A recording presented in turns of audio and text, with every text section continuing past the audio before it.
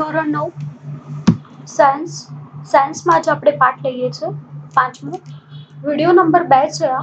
પહેલા વિડીયોમાં આપણે સજીવનો પાયાનો એકમ કોષ જેની માહિતી મેળવી હતી, જેમાં કોષ દિવાલ, કોષ રસ પટલ વિશે, કોષ કેન્દ્ર વિશે માહિતી મેળવી હતી. આજે કોષ રસ શું છે તેના વિશે, આ ઉપરાંત કોષની અંદર કયા કયા અંગો છે તેના વિશે માહિતી મેળવીશું અને થોડા ફોટા જોઈશું.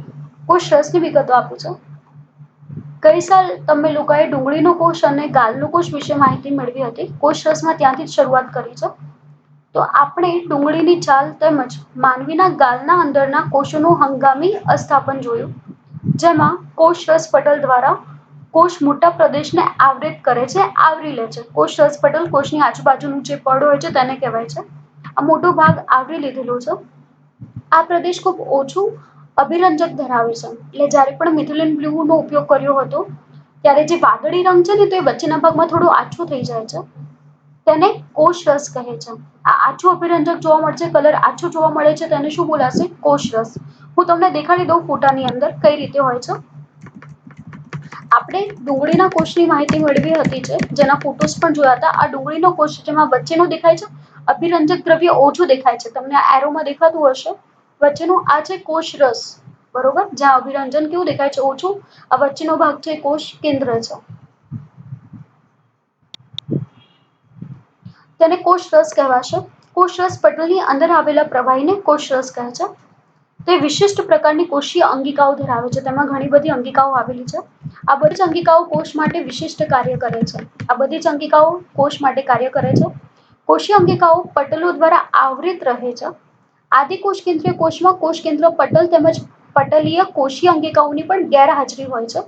બીજી તરફ સુકોષ કેન્દ્રીય કોષો કોષ કેન્દ્ર પટલ તેમજ પટીય કોષીય અંગિકાઓ આપી છે. એટલે સમજો અહીંયા શું કહે છે, જો આદિકોષ કેન્દ્ર હતું તેમાં આપણને ખબર છે કોષીય અંગિકાઓ હોતી નથી. કોષીય અંગિકાઓ કઈ કઈ છે તો તમને કહી દઉં છું. ગોલ્ગીકાય, લાઇસોઝોમ, રિબોઝોમ્સ એ બધી કોષની અંદર આવેલી અંગિકાઓ છે, જે આદિકોષ કેન્દ્રમાં હોતી નથી, ગેરહાજરી હોય છે. જ્યારે સુકોષ કેન્દ્રમાં કોષ કેન્દ્ર પટલની અંદર બધી અંગિકાઓ આવેલી છે. એક ફોટામાં તમને એક્ઝામ્પલ આપું, આગળ આની માહિતી મેળવવાની છે. આજે કોષમાં કોષ રહે છે ને એની અંદર ઘણી બધી અંગિકાઓ આવેલી છે, તેની માહિતી છે. જુઓ, આ એક કોષીય સજીવ છે જેમાં અલગ અલગ અંગિકાઓ છે, દેખાય છે. આ કોષની અંદર છે. કોષ પટલ જે છે ને બહારનું પડ છે એની અંદર આવેલી અંગિકાઓ છે. આના સિવાય આ દેખો, આ બીજું ઉદાહરણ છે. ક્લેમિડોમોનાસનું એક કોષીયનું ઉદાહરણ આપું છું, જેમાં કોષ પટલ છે, આ બહારનું આવરણ છે, એની અંદર બહુ બધી અંગિકાઓ આવેલી હોય છે. આ ઉપરાંત આપણે આદિકોષ કેન્દ્ર વિશે માહિતી મેળવી હતી, જેનો ફોટો આદિકોષ કેન્દ્રનો જોઈ લઈએ. તો આદિકોષ કેન્દ્ર ધરાવતું હોય છે, જેમાં કોષ કેન્દ્ર હોતું નથી. ન્યુક્લિયોઇડ હોય છે, જે આપણે ગઈકાલે માહિતી મેળવી હતી. ન્યુક્લિક એસિડનું પ્રમાણ વધારે હોય છે કોષ કેન્દ્રના બદલે, અને બીજી બધી અંગિકાઓ જોવા મળતી નથી, બરોબર. અંગિકાઓની વાત કરીએ તો આ પ્રાણી કોષ છે, જેના વિશે આગળ માહિતી મેળવવાની છે. તો તમને દેખાય છે બહુ બધા અંગો એક કોષની અંદર આવેલા હોય છે. આ એનિમલ સેલ છે, પ્રાણી કોષ છે, જેની અંદર અલગ અલગ અંગિકાઓ આવેલી હોય છે, જેના વિશે આગળ આપણે પાઠમાં માહિતી મેળવીશું. દેખાય છે આ 3D ઇફેક્ટમાં દેખાડેલું પિક્ચર છે, જેમાં અલગ અલગ અંગિકાઓ આવેલી છે, જેના વિશે માહિતી મેળવીશું આકૃતિઓની સાથે. પાઠ ઉપર જોઈ લઈએ શું માહિતી છે. તો યાદ રાખજો, આદિકોષ કેન્દ્રમાં કોષ અંગિકાની ગેરહાજરી હશે, જ્યારે સુકોષ કેન્દ્રમાં કોષ કેન્દ્ર પટલની અંદર પટલીય કોષીય અંગિકાઓ આવેલી હશે, અલગ અલગ કોષીય અંગિકાઓ ધરાવે છે. પટલનું મહત્વ વાયરસના ઉદાહરણ દ્વારા સમજાવી શકાય છે. વાયરસ કોઈ પણ પ્રકારનો પટલ ધરાવતો નથી, તેથી તે જીવંત લાક્ષણિકતા ધરાવતો નથી. જ્યાં સુધી તેઓ જીવંત શરીરમાં દાખલ થતા નથી, તેમના કોષના યાંત્રિકી દ્વારા ગુણન ન કરે ત્યાં સુધી જીવંતતા ન દર્શાવે. વાયરસ વિશે તમારે ગયા વખતે આવ્યું છે. વાયરસ જ્યાં સુધી વાતાવરણમાં હોય છે ને ત્યાં સુધી અસર નથી દેખાડતો, પણ જેવા શરીરના સંપર્કમાં આવે છે, શરીરમાં દાખલ થાય છે, તરત જ તે કોષની યાંત્રિકી દ્વારા ગુણન કરે છે અને જીવંતતા દર્શાવશે. એટલે વાયરસ છે એ કોઈ પણ પટલ ધરાવતા નથી, જીવંત લાક્ષણિકતા નથી. જ્યાં સુધી તેઓ શરીરમાં દાખલ થઈ કોષની યાંત્રિકી દ્વારા ગુણન ન કરે ત્યાં સુધી જીવંતતા ધરાવતા નથી. એટલે જેવા કોષમાં પ્રવેશશે, કોષની સાથે ક્રિયા કરશે અને પછી ગુણન થશે. જ્યાં સુધી કોષના સંપર્કમાં નથી આવતા, શરીરના સંપર્કમાં નથી આવતા, ત્યાં સુધી તે જીવંત રહેતા નથી. હવે આગળ તમને બીજી માહિતી આપી છે. આદિકોષ કેન્દ્ર અને સુકોષ કેન્દ્રનું માપ પણ તમને આપેલું છે. રંગસૂત્ર તમને ખબર જ છે. અહીં આગળ માપની સાથે માહિતી મેળવી લઈએ. ઉદાહરણ છે, જેમાં કદ સામાન્ય રીતે 1 થી 10 હોય છે, જ્યારે અહીં આગળ કદ સામાન્ય મોટા હોય છે. આદિકોષ કેન્દ્ર ખૂબ જ નાના હશે, સુકોષ કેન્દ્ર મોટા હશે. તેમાં રંગસૂત્ર એકલ હશે, જ્યારે એક કરતાં વધારે રંગસૂત્ર સુકેશ કેન્દ્ર ધરાવે છે. આના વિશેનો તફાવત પણ ગાઈડમાં આપેલું છે, એટલે ગાઈડમાં ધ્યાનથી એકવાર તફાવત જોઈ લો. કોષીય અંગિકાઓ, જેના વિશે આપણે વાત કરી હતી. કોષ રસમાં અંદર અંગિકાઓ વિવિધ આવેલી હોય છે. બાહ્ય પર્યાવરણથી અલગ થતા પ્રત્યેક કોષ તેમની ફરતે પટલ ધરાવે છે. કોષ રસ પટલ હોય છે ને દરેકની ફરતે. કોષ દિવાલની અંદર કોષ પટલ આવેલું હોય છે. તેની અંદર કોષ પટલની અંદર બહુ બધા અંગિકાઓ હોય છે. કોષની અંદર એક કોષમાં ઘણી બધા અંગો આવેલા હોય છે. બહુકોષીય સજીવમાં તેમની જટિલ રચના અને કાર્યની જરૂરિયાતને પહોંચી વળવા માટે જટિલ કોષો ધરાવે છે. બહુકોષીય સજીવમાં અલગ અલગ કાર્યો માટે જે જરૂરિયાત છે તેને પહોંચી વળવા માટે જટિલ કોષો ધરાવે છે. આ જટિલ કોષોની અંદર વિવિધ અંગિકાઓ હોય છે, જે વિવિધ રાસાયણિક પ્રક્રિયાઓ દર્શાવે છે. આ જુદી જુદી પ્રક્રિયાઓને એકબીજાથી અલગ રાખવા માટે કોષ પટલ આવરિત નાની રચના અંગિકાઓ ધરાવે છે. આ એક લાક્ષણિકતા સુકોષ કેન્દ્રીય કોષની એવી છે કે તેને આદિકોષ કેન્દ્રીય કોષોથી અલગ કરે છે. એક માર્કનો સવાલ: સુકોષ કેન્દ્રીય કોષ આદિકોષ કેન્દ્રથી કેવી રીતે અલગ થાય છે? તો જુદી જુદી પ્રક્રિયાઓને એકબીજાથી અલગ રાખવા માટે કોષ પટલથી આવરિત નાની અંગિકાઓ ધરાવે છે.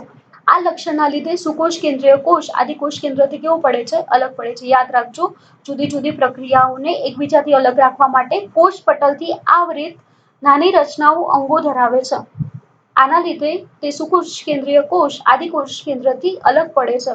તફાવતમાં પણ પૂછાઈ શકે છે, એક માર્કમાં પણ પૂછાઈ શકે છે. આમાંની કેટલીક અંગિકાઓ માત્ર ઇલેક્ટ્રોન માઇક્રોસ્કોપ દ્વારા જોઈ શકાય છે. સામાન્ય સૂક્ષ્મદર્શક યંત્રથી નહીં દેખી શકાય, ઇલેક્ટ્રોન માઇક્રોસ્કોપ જોઈશે જેનાથી દેખી શકાશે. આપણે કોષ કેન્દ્ર માટે અગાઉ વિભાગમાં સમજી ગયા છે.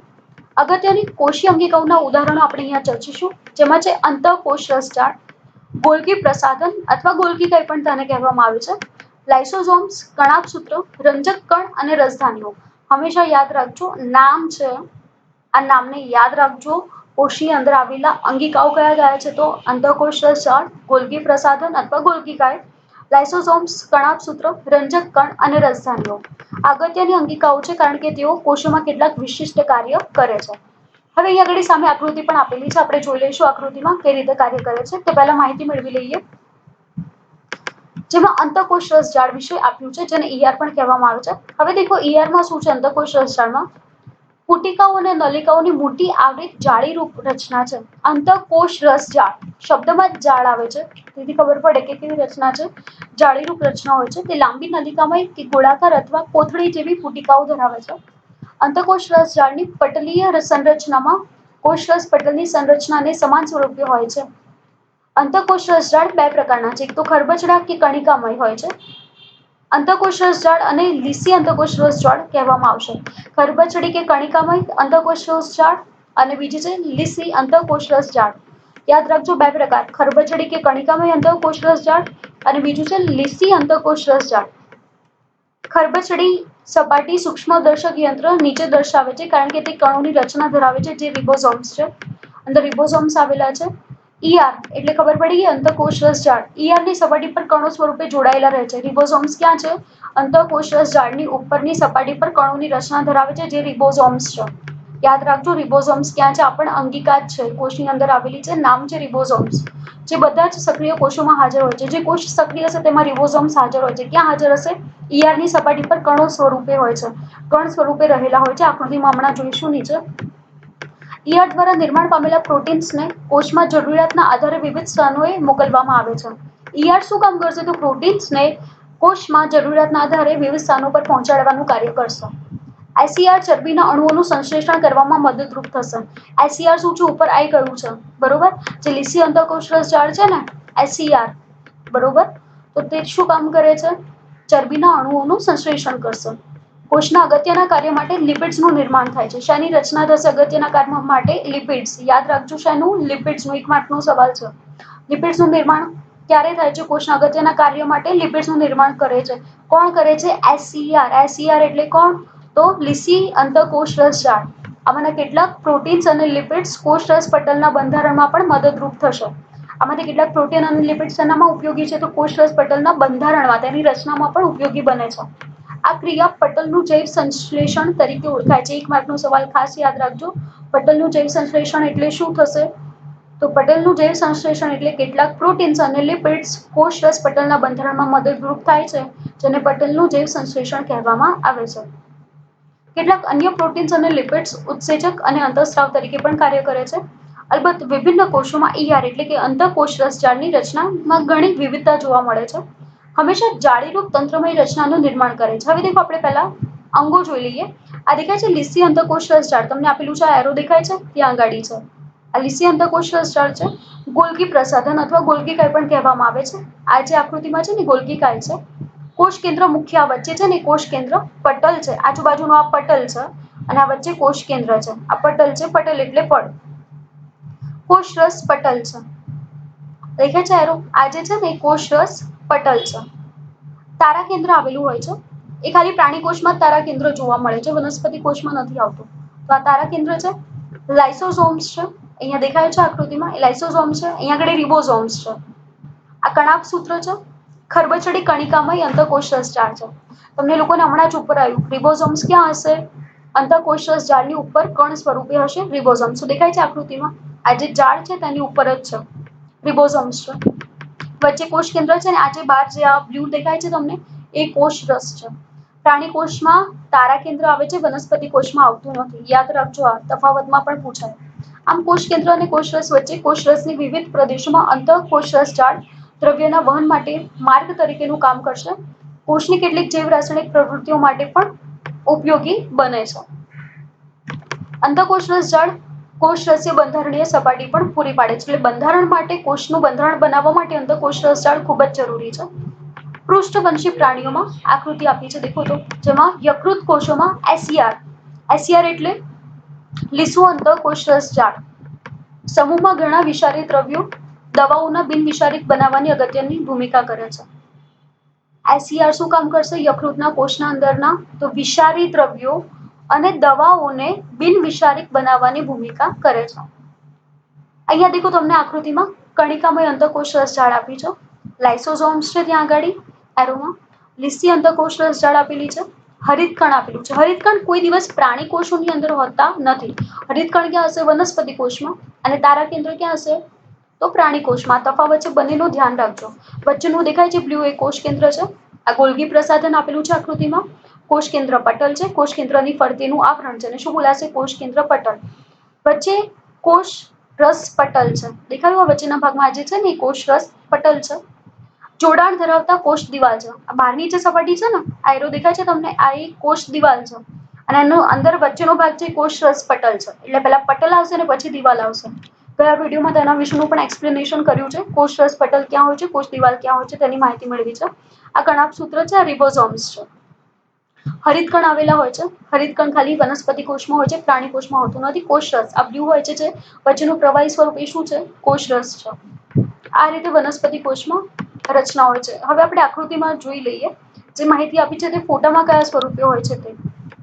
આદિકોષ કેન્દ્ર છે જેની માહિતી આપણે ગયા વિડીયોમાં લઈ લીધી છે. આ એનિમલ સેલ છે, પ્રાણી કોષ. દેખાય છે અહીંયા આગળ? પ્રાણી કોષની જે માહિતી જે આકૃતિ હતી તે રંગીન સ્વરૂપમાં દર્શાવેલી છે. આ પ્રાણી કોષમાં અંતઃકોષ રસજાળ અને બીજા બધા અંગો આવેલા છે. આ 3D ઇફેક્ટમાં આ રીતે રચના હોય છે.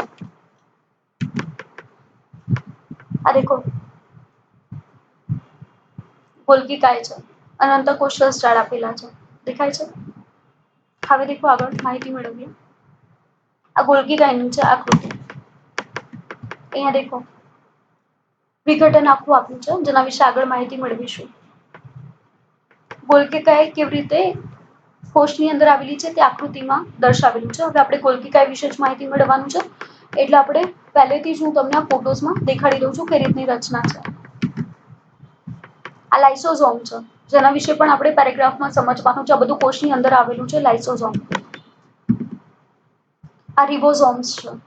બરોબર, જેના વિશે પણ આપણે માહિતી મેળવવાનું છે. તે વખતે ફરીથી ફોટા દેખાડીશ. આ રિબોઝોમ્સના ફોટા છે. પ્રાણી કોષમાં અને વનસ્પતિ કોષમાં જોવા મળે છે બંનેમાં રિબોઝોમ્સ છે. બરોબર, હવે આપણે પહેલા માહિતી મેળવી લઈએ ગોલ્ગી કાયની. ગોલ્ગી પ્રસાધન અથવા ગોલ્ગી કાય પણ કહેવામાં આવે છે. ગોલ્ગી પ્રસાધનનું સૌપ્રથમ વર્ણન કેમિલો ગોલ્ગી દ્વારા કરવામાં આવ્યું હતું. તે પટલ દ્વારા આવરિત તંત્રની બનેલી રચના છે. પટલ એટલે તમે દેખજો પટ્ટી જેવા સ્વરૂપમાં છે. જે એકબીજાને સમાંતર થપ્પીઓમાં ગોઠવાયેલી પુટિકાઓ યુક્ત રચના છે. પુટિકાઓને સિસ્ટરની કહેવાય છે. એટલે અહીંયા આગળ આકૃતિમાં જોઈ લો પુટિકાઓ કેવી હોય છે, સિસ્ટરની કોને કહેવાય છે. આ દેખો આ પુટિકાઓ સ્વરૂપમાં છે, જેને સિસ્ટરની પણ કહેવામાં આવે છે. આ રીતની રચના હોય છે. ખ્યાલ આવી ગયો તમને? હવે આગળ માહિતી મેળવીએ. યાદ રાખજો, 1 માર્કનો સવાલ. સિસ્ટરની કોને કહેવાય છે આ બધું યાદ રાખજો. કોના દ્વારા સૌપ્રથમ ગોલ્ગી પ્રસાધનનું વર્ણન કરવામાં આવ્યું હતું? તો કેમિલો ગોલ્ગી દ્વારા. 1 માર્કનો સવાલ બને છે.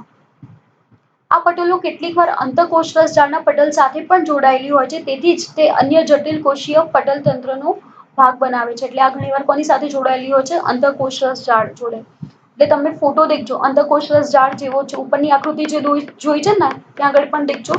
અંતઃકોષરસ જાળ અને ગોલ્ગી કાય દેખાય છે આ રચના. અને અંતઃકોષરસ જાળની રચના પણ ઘણી બધી સિમિલર છે. હવે દેખો નીચે.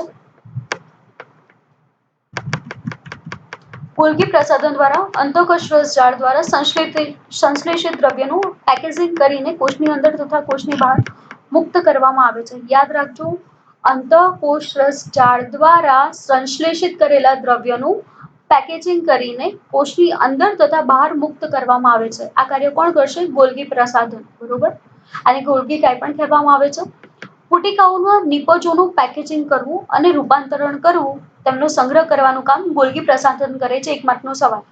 ગોલ્ગી પ્રસાધન શું કરશે? તો પુટિકાઓમાં જે પટ્ટીઓનું સ્વરૂપ છે ને તેમનું પુટિકાઓનું, તેમાં નિપજનું પેકેજિંગ કરશે. જે પણ અંતઃકોષરસમાંથી જે સંશ્લેષિત દ્રવ્ય છે, જે નિપજ મળી છે, એનું પેકેજિંગ કરશે અને રૂપાંતરણ કરશે અને તેનો સંગ્રહ કરવાનું કાર્ય પણ કરશે. કેટલાક કિસ્સામાં ગોલ્ગી પ્રસાધન સરળ શર્કરામાંથી જટિલ શર્કરાનું નિર્માણ પણ કરે છે. શર્કરાને આપણે ગ્લુકોઝ પણ કહીએ છીએ. આ શર્કરાનું શરીરમાં આપોઆપ નિર્માણ થાય છે, પણ જ્યારે બીમાર રહે છે ત્યારે શર્કરાનું ઉત્પન્ન થતી નથી. શર્કરાની જરૂર પડે છે, એટલે બહારથી જ ગ્લુકોઝની બોટલ ચઢાવવામાં આવે છે બીમાર રહીએ છીએ ત્યારે. અહીંયા આગળ દેખજો, કોષ શું કામ કરશે? જેમાં ગોલ્ગી પ્રસાધન સરળ શર્કરામાંથી શું બનાવશે? જટિલ શર્કરા. ગોલ્ગી પ્રસાધન લાઇસોસોમ્સનું નિર્માણ સાથે પણ સંકળાયેલ છે. 1 માર્કનો સવાલ. એક શબ્દમાં પણ પૂછો. લાઇસોસોમના નિર્માણ સાથે કોણ સંકળાયેલું છે? તો લાઇસોસોમ્સના નિર્માણની સાથે ગોલ્ગી કાય સંકળાયેલું છે. આ યાદ રાખજો, સવાલો બહુ જ નીકળે છે. આ માહિતી તમને આપી છે. આ વ્યક્તિ છે 1843માં કેમિલો ગોલ્ગી છે, જેમને બ્રેક્સિયાના નજીક કોરેટેનામાં જન્મ્યા હતા. તેમણે પાવિયાની યુનિવર્સિટીમાં મેડિસિનનો અભ્યાસ કર્યો હતો. 1865માં સ્નાતક થયા પછી સેન્ટ મેટેઓની હોસ્પિટલમાં પાવિયા ખાતે કામ કર્યું. તે સમયે તેમના મોટાભાગના સંશોધનો ચેતાતંત્ર સાથેના હતા. ચેતાતંત્ર ક્યાં આવેલું છે? ગઈ વખતે જે વિડીયો 1માં આકૃતિઓ જોઈ હતી ને, શુક્રકોષની, પછી ચેતાકોષોની હતી, સ્નાયુ કોષો હતા, જેમાં ચેતાકોષો દોરેલા હતા. એ વખતે પણ મેં કીધું હતું ચેતાતંત્ર મગજ સાથે સંકળાયેલું છે. મગજમાં આવેલા કોષો ચેતાકોષો કહેવાય છે. 1872માં તેમણે ચીફ મેડિકલ ઓફિસરની પદવી સ્વીકારી અને એબિયો ગ્રાસો ખાતે માનસિક બીમાર માટેની હોસ્પિટલમાં આ પદવી સ્વીકારી અને આ હોસ્પિટલમાં એક નાના રસોડામાંથી ચેતાતંત્ર પરના સંશોધનની શરૂઆત કરી હતી. નાના રસોડામાં તેમણે ચેતાતંત્ર પરના સંશોધનની શરૂઆત કરી. જે આગળ જતા આખું પ્રયોગશાળા બની ગઈ. તેમનું મહાન કાર્ય એ હતું કે કોષની સંરચનામાં વ્યક્તિગત ચેતાકોષોને અભિરંજિત કરવાની પદ્ધતિમાં ઉત્ક્રાંતિમય પગલું ગોલ્ગી દ્વારા લેવામાં આવ્યું હતું. તે ચેતાકોષોને પણ અભિરંજિત કર્યા હતા અને જેમાંથી તમને માહિતી મેળવી હતી. આ પદ્ધતિને બ્લેક રિએક્શન અથવા કાળી પ્રક્રિયા પણ ઓળખાય છે. કાળી પ્રક્રિયા એટલા માટે કહેવાય છે કારણ કે ચેતાકોષોને અભિરંજિત કર્યા છે એટલા માટે. આ પદ્ધતિમાં સિલ્વર નાઇટ્રેટ મંદ દ્રાવણ અને તેની પ્રક્રિયાઓ ઓળખવામાં નિયત મૂલ્યવાન ફાળો આપે છે. તેમજ કોષોની અતિસંવેદી રચનાઓને પણ ઓળખી શકાય છે. ચેતાકોષોની વાત કરી છે. ચેતાકોષો પર તમને બ્લેક રિએક્શન તરીકે ઓળખાય છે, જે સંશોધન કર્યું છે તેનું. સમગ્ર જીવનમાં આ જ મુદ્દાઓ પર કાર્ય કરતા હતા અને પદ્ધતિમાં સુધારો લાવ્યા. ગોલ્ગી તેમના કાર્યના અનુસંધાનમાં ઉચ્ચતમ આદર અને સન્માન પ્રાપ્ત કર્યું. 1906માં સાન્ટિએગો રામોની કાજલ સાથે ચેતાતંત્રની સંરચના વિશેના કાર્ય માટે નોબેલ પ્રાઇઝ પણ મળ્યું છે. હવે સાંભળજો, અહીં લાઇસોસોમની માહિતી આપી છે. પેલી માહિતી ખાલી નોલેજ માટે હતી, તમારા એક્ઝામમાં પૂછાતી નથી. હા, પણ આ નામ પૂછાઈ શકે કે ગોલ્ગી પ્રસાધનનું સૌપ્રથમ વર્ણન કોણે કર્યું છે? તો કેમિલો ગોલ્ગીએ. લાઇસોસોમ્સના પિક્ચર્સ જોઈ લઈએ. ગોલ્ગી કાયમાં સમજણ પડી ગઈ હશે. હવે લાઇસોસોમ છે. આ દેખાય છે આકૃતિ? આ લાઇસોસોમની છે. આ રીતની ગોળ રચના હોય છે લાઇસોસોમની અંદર. લાઇસોસોમ્સ કોષનું ઉત્સર્ગ દ્રવ્ય કે કચરાને ત્યજતા તંત્રના પ્રકાર તરીકે લાઇસોસોમ્સ છે. 1 માર્કનો સવાલ. લાઇસોસોમ શું કાર્ય કરે છે? તો કોષના ઉત્સર્ગ દ્રવ્યનું કચરાને ત્યજવા તંત્રના પ્રકાર તરીકે લાઇસોસોમ્સ કાર્ય કરે છે. કોઈપણ વિદેશી દ્રવ્ય તેમજ તૂટેલી કોષીય અંગિકાનું પાચન કરીને પૂર્ણ કોષને સ્વચ્છ રાખવામાં લાઇસોસોમ્સ મદદરૂપ થાય છે. એટલે શું કરશે? સ્વચ્છ કેવી રીતે રાખશે કોષને? એક માર્કનો સવાલ પૂછો તો શું આવશે? કોઈપણ વિદેશી દ્રવ્ય તેમજ તૂટેલી કોષીય અંગિકાનું પાચન કરીને, વિદેશી દ્રવ્ય એટલે બહારના દ્રવ્યો, વિદેશથી આવેલા એવો અર્થ નથી થતો, બીજા કોષમાંથી આવેલા અથવા બહારના દ્રવ્યો હશે. તેમજ તૂટેલા જે કોષો છે તેની અંગિકાઓનું પાચન કરશે અને સંપૂર્ણ કોષને શું બનાવશે? સ્વચ્છ. જેમ કે બેક્ટેરિયા ખોરાક જૂની અંગિકાઓ જે નાશ થવાના આરે હોય છે તેનું લાઇસોસોમ વિઘટન કરે છે અને નાના ટુકડામાં ફેરવશે. એટલે સમજો લાઇસોસોમ શું કામ કરશે? બેક્ટેરિયામાં ખોરાક જે જૂની અંગિકાઓમાં જે નાશ થઈ ગયો છે ખોરાકના લીધે તે અંગિકાઓનું લાઇસોસોમ વિઘટન કરે છે, નાના ટુકડાઓમાં ફેરવશે. લાઇસોસોમ પાચન પણ કરી શકે છે કારણ કે પાચન માટેના સક્રિય ઉત્સેચકો તે ધરાવે છે જે બધા કાર્બનિક દ્રવ્યોને તોડવાની ક્ષમતા ધરાવે છે. તમને ખબર હશે આપણે જે બી ખોરાક કહીએ ને તે કાર્બનિક દ્રવ્યો હોય છે તેનું શું કરે છે? પાચન કરે છે. આ જે કાર્બનિક દ્રવ્યને તોડે છે આ ક્ષમતા કોની અંદર છે? લાઇસોસોમની અંદર છે. કાર્બનિક દ્રવ્યોને તોડી અને સરળ કાર્બનિક દ્રવ્યોમાં ફેરવે છે. અને લાઇસોસોમનું નિર્માણ માટે કોણ સંકળાયેલું છે? ગોલ્ગી કાય. બરોબર? એટલે આ જે કાર્બનિક દ્રવ્યો છે ને એને તોડશે, વિઘટન કરશે અને સરળ શર્કરામાં રૂપાંતરિત પણ કરવામાં મદદરૂપ થાય છે લાઇસોસોમ. એ કાર્બનિક દ્રવ્યોને તોડવાની ક્ષમતા છે. કોષીય ચયાપચય દરમિયાન વિક્ષેપ સર્જાતા લાઇસોસોમ પોતાના જ કોષનું પાચન કરી નાખશે. એ જ્યારે પાચનની ક્રિયા દરમિયાન ચયાપચયની ક્રિયામાં વિક્ષેપ જણાય છે ત્યારે લાઇસોસોમ પોતે જ પોતાનો કોષ પાચન કરી નાખે છે. ઉદાહરણ તરીકે જ્યારે કોષ ઈજાગ્રસ્ત બને છે ત્યારે લાઇસોસોમ તૂટે છે અને તે પોતાના જ ઉત્સેચક દ્વારા પોતાના જ કોષનું પાચન કરી નાખે છે. આથી જ લાઇસોસોમ કોષને આત્મઘાતી કોથળીઓ તરીકે પણ ઓળખવામાં આવે છે. એક માર્કનો મોસ્ટ આઈએમપી સવાલ. આત્મઘાતી કોથળીઓ કઈ થઈ? તો લાઇસોસોમ્સ. કારણ પૂછાયો. આત્મઘાતી કોથળી લાઇસોસોમને શા માટે કહેવામાં આવે છે? તો કારણ આ છે કોષ જ્યારે ઈજાગ્રસ્ત બને છે ત્યારે લાઇસોસોમ તૂટે છે અને પોતાના જ ઉત્સેચક દ્વારા પોતાના જ કોષોનું પાચન કરી નાખે છે. આથી લાઇસોસોમના કોષને આત્મઘાતી કોથળી કહેવામાં આવે છે. આ પાઠમાંથી એક માર્કનો સવાલો ખૂબ જ નીકળે છે એટલે ધ્યાન રાખજો. વિડીયો જોતા જોતા ચોપડી ખુલ્લી રાખજો, અંડરલાઈન કરતા રહેજો અને એવું હોય તો જોડે નોટમાં એક માર્કના સવાલો બધા ઉતારતા રહેજો જેથી તમને યાદ રહી જાય. હવે વાત કરીએ આગળ. સંરચનાકીય લાઇસોસોમ્સ આવૃત પટલીય કોથળી જેવી રચના છે જે પાચિત ઉત્સેચકો ધરાવે છે. આ ઉત્સેચકો કણિકામય અંતઃકોષ રસજાળ દ્વારા નિર્માણ પામે છે. કણિકામય એટલે ખબર પડી ગઈ, રફ શબ્દ વપરાય છે. ખરબચડી. બે હતા અંતઃકોષ રસજાળના પ્રકારો. એક કણિકામય અથવા ખરબચડી અંતઃકોષ રસજાળ અને બીજું હતું લીસી અંતઃકોષ રસજાળ. તો આ ઉત્સેચકો કણિકામય અંતઃકોષ રસજાળ દ્વારા નિર્માણ પામે છે. કયા ઉત્સેચકો? તો સંરચનાકીય લાઇસોસોમ્સ આવૃત પટલીય કોથળી જેવી રચના છે જે પાચિત ઉત્સેચકો ધરાવે છે. આ ઉત્સેચકો કણિકામય અંતઃકોષ રસજાળ દ્વારા નિર્માણ પામે છે. હવે આપણે માહિતી મેળવી લઈએ કણાભ સૂત્રની. કણાભ સૂત્ર કોષના શક્તિના ઘર તરીકે ઓળખવામાં આવે છે. જીવનની વિવિધ રાસાયણિક પ્રવૃત્તિમાં ઉર્જાની જરૂરિયાત હોય છે. જે ઉર્જાને એટીપી, ખાસ યાદ રાખજો એક માર્કનો સવાલ. એટીપી એટલે શું? તો એડિનોસાઇન ટ્રાઇફોસ્ફેટ. એટીપી એડિનોસાઇન ટ્રાઇફોસ્ફેટના સ્વરૂપમાં કણાભ સૂત્ર દ્વારા મુક્ત થાય છે. એક માર્કનો સવાલ. કણાભ સૂત્ર શું મુક્ત કરે છે? તો જે ઉર્જા એટીપીના સ્વરૂપમાં સંગ્રહાયેલી છે તે કણાભ સૂત્ર મુક્ત કરે છે. બીજો સવાલ આવો પૂછાય, શક્તિના ઘર તરીકે કોને ઓળખવામાં આવે છે? તો કણાભ સૂત્રોને. આ એક જ કોષની અંદર આવેલા અંગો છે. કણાભ સૂત્ર કોષની અંદર આવેલું અંગ છે જેના કાર્ય અહીં આગળ સમજીએ છીએ આપણે. એટીપી નું ફૂલ ફોર્મ પૂછે તો શું આવશે? Adenosine triphosphate. કોષમાં ઉર્જા ચલણ કે શક્તિ ચલણ તરીકે એટીપીને ઓળખવામાં આવે છે. એટીપીને કઈ રીતે ઓળખવામાં આવે છે? એક માર્કનો સવાલ પૂછાય તો ઉર્જા ચલણ કે શક્તિ ચલણના તરીકે ઓળખાય છે.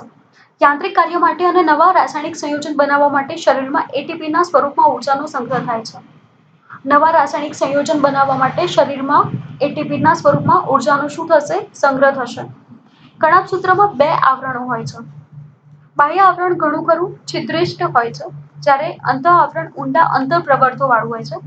આ પ્રવર્ધો એટીપી નિર્માણ માટેના રાસાયણિક પ્રક્રિયા માટે વિશાળ સપાટીનું નિર્માણ કરે છે. કયા પ્રવર્ધો એટીપીના નિર્માણ માટે વિશાળ સપાટીનું નિર્માણ કરે છે? તો અંતઃ આવરણના ઊંડા અંતઃપ્રવર્ધો. યાદ રાખજો કોણ? અંતઃ આવરણના ઊંડા અંતઃપ્રવર્ધો એટીપી નિર્માણ માટેની રાસાયણિક પ્રક્રિયાઓ માટે વિશાળ સપાટીનું નિર્માણ કરે છે. એટીપી શું છે? તો એટીપીના સ્વરૂપમાં ઉર્જા કણાભસૂત્રની અંદર સંગ્રહાય છે. એટીપીનું ફૂલ ફોર્મ શું છે? Adenosine triphosphate. બરોબર. આપણે કણાભસૂત્રની આકૃતિ જોઈ લઈએ તો વધારે ખ્યાલ આવશે.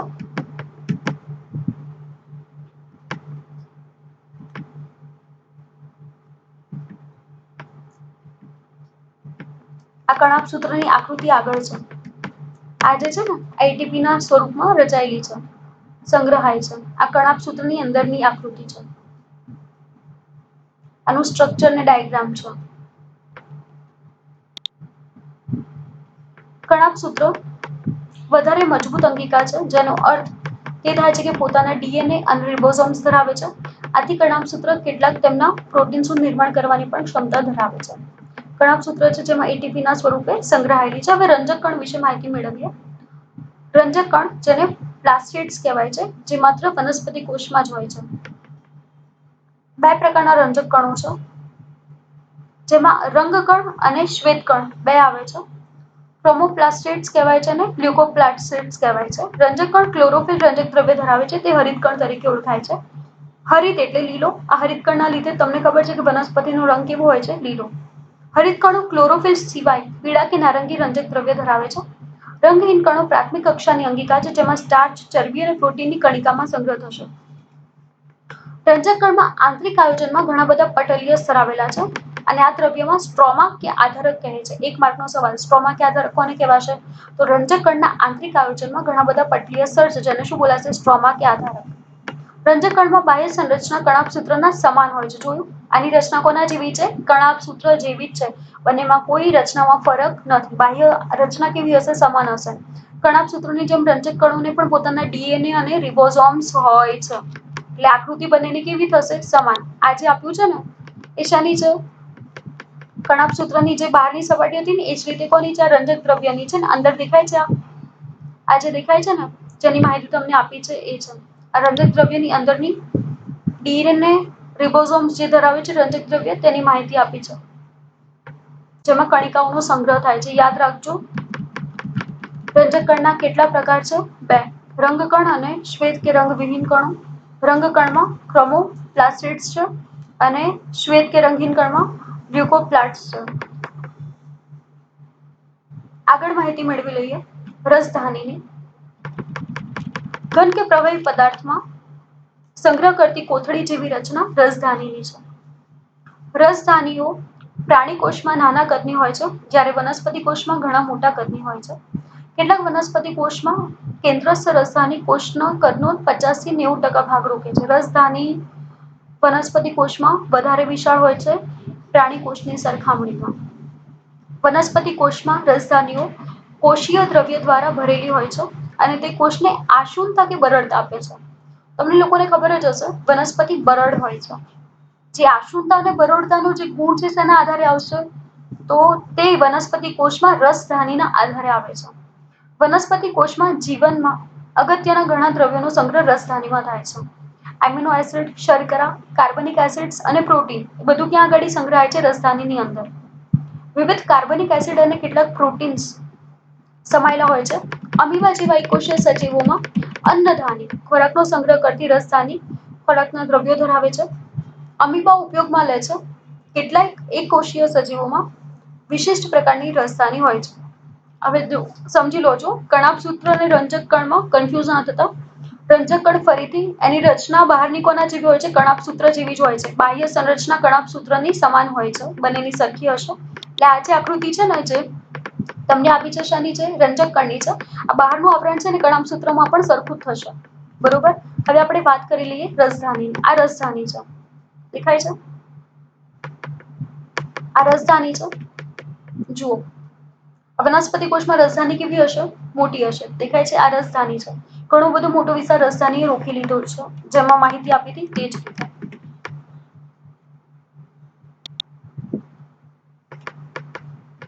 અને આપણે આગળ વિગત શાની મેળવી? તો રંજક કણો પછી આપણે શીખ્યા વનસ્પતિ કોષની રસધાની જે કેટલો વિસ્તાર રોકશે? 50 થી 90%. 1 માર્કનો સવાલ બનશે. રસધાની પ્રાણી કોષમાં નાના કદની હશે જ્યારે વનસ્પતિ કોષમાં મોટા કદની હોય છે. અને તે શું આપે છે? બરડતા આપે છે. 1 માર્કનો સવાલ પણ આવે કે વનસ્પતિ કોષમાં બરડતા કોણ આપે છે? તો વનસ્પતિ કોષમાં બરડતા રસધાની આપે છે. પ્રત્યેક કોષ પોતાની રચના નક્કી કરે છે, કાર્ય કરવાની ક્ષમતા ધરાવે છે, કારણ કે તેમના પટલનું આયોજન અને અંગિકાઓ વિશિષ્ટ રીતે આયોજનબદ્ધ બનેલી છે. આથી કોષ પાયાનું સંરક્ષણીય આયોજન ધરાવે છે. કોષ શું કરે છે? એ પોતાનું શું કરે છે? સંરક્ષણ કરે છે. અને કોષને વિવિધ કાર્ય કરવા માટે વિવિધ અંગિકાઓ મદદરૂપ થાય છે.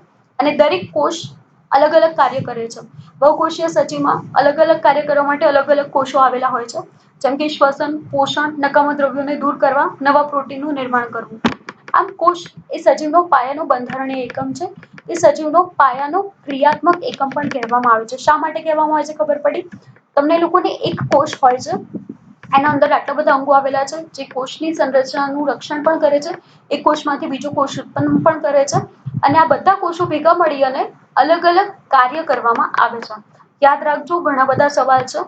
એક માર્કના સવાલો તો બહુ જ બધા નીકળે છે આમાં.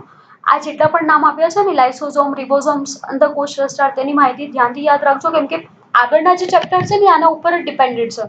એટલે કે પાંચમું ચેપ્ટરમાં ખબર પડે તો તમને છઠ્ઠા ચેપ્ટરમાં થોડી માહિતીમાં વધારે ઊંડાણપૂર્વક ખબર પડશે. ધ્યાનથી સમજજો. પાઠમાં કોઈ ક્વેરી હોય તો વિડીયો 1 થી 2 વાર જોજો. તો કમેન્ટમાં લખજો, કાં તો મને મેસેજ કરીને પણ ઇન્ફોર્મ કરજો કે આ ખબર નથી પડી, કે આ ટોપિકમાં સમજણ નથી પડી. ચિત્રો એટલા માટે સાથે દેખાડ્યા છે તમને લોકોને કે વધારે ક્લિયર થાય. કયો અંગ છે, કઈ રીતે દેખાય છે, ચિત્રોના આધારે વધારે સ્પષ્ટતા આવે એના માટે. એક માર્કના સવાલો પણ ખૂબ જ બધા નીકળે છે. બધા એક નોટમાં સારી રીતે ઉતારી દો અને વારી ઘડી યાદ કરશો તો તમને યાદ રહી જશે. આમ અહીંયા આગળ ચેપ્ટર 5 પૂરું થાય છે.